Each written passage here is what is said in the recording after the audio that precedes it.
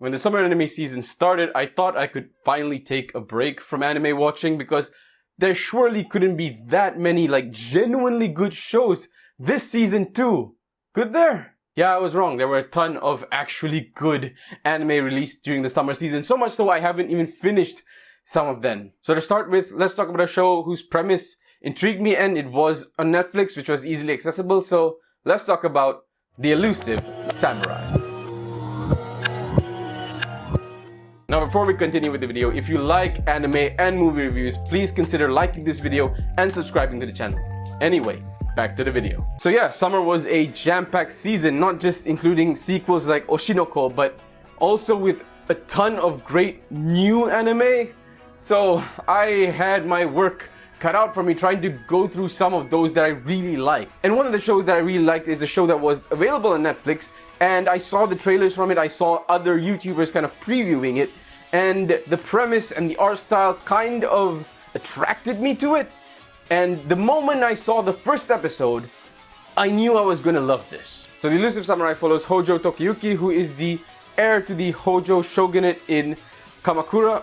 And yeah, he is very much someone who avoids responsibility. He's really great at avoiding people who are trying to capture him so that they can make him study or practice swordsmith or practice the bow. He likes to basically play catch. So he's set up to be the next shogun, basically replacing his father, but his father is basically just a puppet being used by those in court. That is until he's betrayed by a former ally named Ashikaga Takauji, who is, I guess, a general, and they basically march on Kamakura and annihilate everyone in connection with the Hojo clan. So as I mentioned, Tokiyuki is really good at evasion, and he manages to escape the annihilation of his entire clan and takes refuge under Suwa Yorishige, who is basically, is he a priest? He kind of dresses like a priest, but he's also worshipped as kind of the god of the Suwa sect, who basically has the power to see the future.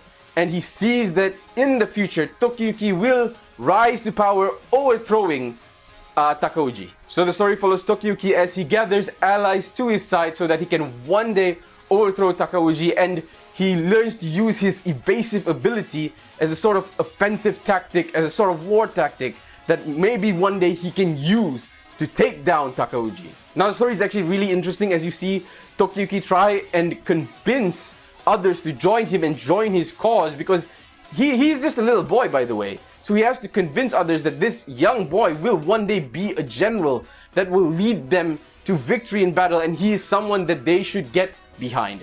Whether he is promising them wealth in the future, or a position, or just capturing their hearts with his either charisma or his actual evasive abilities. But what's great about this is, for the most part, it is an action comedy, I would say, and some of the comedic elements, especially some of the sight gags, and because Suwa Yorishige can see the future, he kind of brings up things from the future that we will understand, but the people around him of that time don't really understand what he's saying, and that makes for a good gag, an ongoing gag in the series. But even though it has great comedic elements in the show, it is interspersed with some really, really dark moments. So it really gives you that dungeon meshy vibe a little bit, because you have moments of levity, moments of comedy, and then suddenly we are just thrust head first into a very heavy, dark moment, like somebody getting decapitated. But I feel like the show manages to walk the line between the two and never gives you any tonal whiplash. I mean, when it does give you some sort of tonal whiplash, it is definitely intentional, just to take you out of the happy-go-lucky scene that may be playing out before you and just switch over to heavy-handed drama. And what helps sell the good and the bad moments that happen in the show are the characters. I feel like the cast of characters around Tokiyuki are really entertaining. They each have their own agency and their own desires, and there are reasons why they're siding with him, but they will not hesitate to support him. And that's just the story and characters, because in my previous anime review of Oshinoko Season 2, I mentioned how Doga Kobo absolutely knocked the animation out of the park, translating the manga to anime beautifully. Well, CloverWorks doesn't like to be beaten, and they've already had a massive hit with Windbreaker, but like compared to Windbreaker, The Elusive Samurai is on another level for me. Like, even within the first episode, when the tone shifts in that episode, the colors shift and the animation style shifts, and there is constant style shifting that keeps happening throughout the anime, which really keeps you engaged and keeps you interested, and it's very unique. It is really pleasing to the eyes, and I don't really know how I can describe it in a video like this and do it justice, because the animation style changes depending on mood, depending on characters, depending on what is happening in the story at the moment. So if you're someone who's interested in things like that, good animation switch-ups, you should probably give this a chance, because CloverWorks absolutely nailed it with the animation. Because in terms of animation, this might be my favorite of the season.